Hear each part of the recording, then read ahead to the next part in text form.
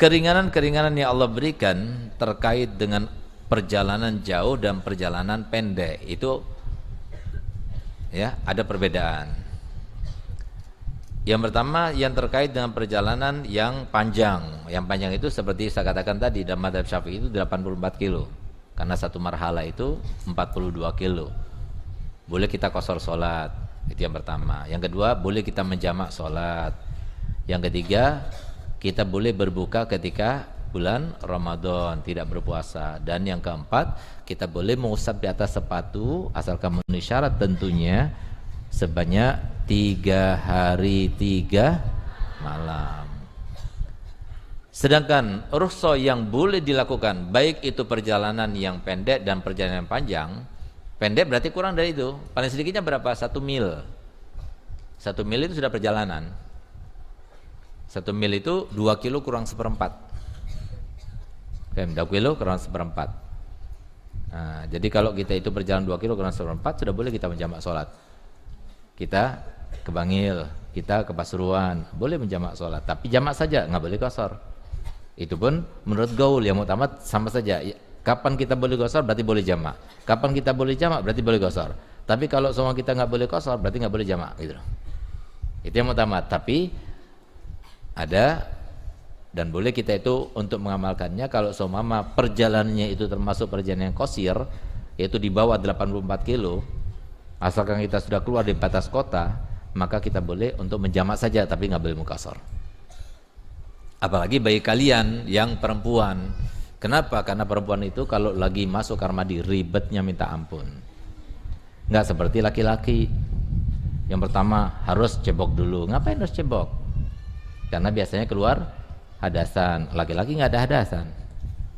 Ada sih, tapi kadang-kadang. Kadang-kadangnya itu mungkin 1,1 juta gitu. Jarang sekali. Tapi perempuan kan rata-rata. Ayo kita sholat. Ntar kita mau masuk kamar mandi dulu. Kenapa? Mau kencing dulu, mau cebok dulu. Kenapa harus kencing, harus cebok? Laki-laki gampang saja, simpel aja, langsung ambil wudhu, sudah sholat. Kalau nggak punya wudhu pada waktu itu. Nah, perempuan kan nggak bisa begitu. Harus masuk kamar mandi dulu, cebok dulu. Berapa menit itu ngambil waktunya itu? Capek deh, gitu kan? Ya kan? Nah, itu loh. Nah, sehingga apa? Nah, boleh kita itu ikut goal ini. Jadi kalau safarnya itu qasir, udah jamak saja. Nah, itu diantaranya. Nah, itu kan sebuah keringanan yang diberikan Allah Ta'ala kepada mereka yang sedang melakukan safar. Apalagi kamar mandi yang akan dimasuki oleh kita, yang di situ ada rombongan perempuannya, bisa jadi tidak layak. Karena kalian misalnya pakai cadar, di situ kumpul antara laki perempuan, nggak ada yang khusus dan sebagainya, kan repot kan jadinya. Apalagi cari toilet umum yang bersih itu kan sulit sekali. Rata-rata toilet umum biasanya aromanya apa? Pesing. Nah, pesing apalagi yang dari bagian perempuan itu lebih lagi. Ya kan? Pesingan mana bagian laki orang perempuan?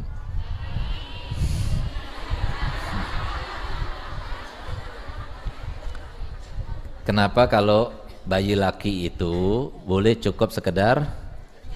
Kenapa? Karena najisnya mukhaffa. Nah, diantaranya sebabnya, hikmahnya karena kencingnya perempuan lebih pesing daripada kencingnya laki-laki. Jangan salahkan Ustadz, ulama yang mengatakan. Nah, itu loh. Udah itu, pokoknya ribet deh. Kalau perempuan tuh ribet, mau jalan tuh ribet, harus pakai lagi kaos kakinya, harus ini dan sebagainya, macam-macam gitu loh. Tapi kalau laki-laki enggak simpel gitu loh. Nah, mau sholat di jalan pakai aqua juga bisa, tapi kok perempuan enggak bisa. Mau kencing di mana? Mau cebok di mana? Mau di jalan? Nah, kan susah gitu loh. Nah, jadi kalau kira-kira di tengah jalan itu akan mendapatkan kesulitan, jamak. Kapan kita bisa jamak? Jamak. Di mana kita bisa jamak? Jamak sholatnya. Yang penting kita, kalau semua kita mau sampai ke rumah kemudian kita mau sholat lagi, nggak apa-apa. Mau adah misalnya, nggak apa-apa. Nah, jadi seperti itu. Adapun keringanan-keringanan yang lainnya yang diperbolehkan juga bagi dua macam sholat sekaligus, yaitu sholat pada safar yang panjang dan safar yang pendek, adalah boleh kita makan bangkai. ketika tidak ada lagi makanan. Jadi apa saja boleh dimakan, walaupun itu bangkai. Apa makanan yang bangkai itu? Makanan bangkai itu adalah binatang yang bisa dimakan tapi mati bukan dengan sembelihan syar'i, atau binatang yang tidak boleh dimakan. Nah, itu kan berarti maitah gitu loh. Faham? Termasuk apa? Termasuk manusia dan sebagainya. Kalau soal kepepet ya, tapi nggak boleh kita makan kecuali dengan kadar mencegah rasa lapar aja, menutupi rasa lapar saja. Nggak boleh sampai kekenyangan, itu nggak boleh ketika sampai ke darurah. Yang kedua, tanaful ala rahila, boleh kita itu sholat sunnah di atas kendaraan. Faham? Ini nggak sempat nih sholat gobliyahnya badiahnya, sholat di mobil. Itu kalau safar gosir ataupun safar tawil sama saja. Kemudian kalau kita itu melaksanakan sholat dengan tayamum di tempat yang memang tidak biasa ada air, maka sholatnya itu gugur untuk digodok, nggak wajib digodok. Karena memang kita berada di tempat yang biasa tidak ada air. Keempat, walaupun safarnya gosir, tapi asalkan kita berangkat ke tempat itu sebelum subuh, maka kita nggak berkewajiban melaksanakan sholat Jum'ah. Gitu. Kelima, kalau seumpama kita itu safar kemudian mempunyai beberapa istri, ya, maka tidak wajib menggodok kepada istri yang tidak diajak, asalkan keluarnya itu pakai undian.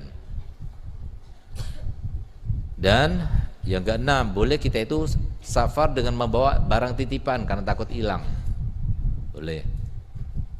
Yang ketujuh, boleh kita membawa barang pinjaman karena takut hilang kalau ditinggal, itu juga boleh.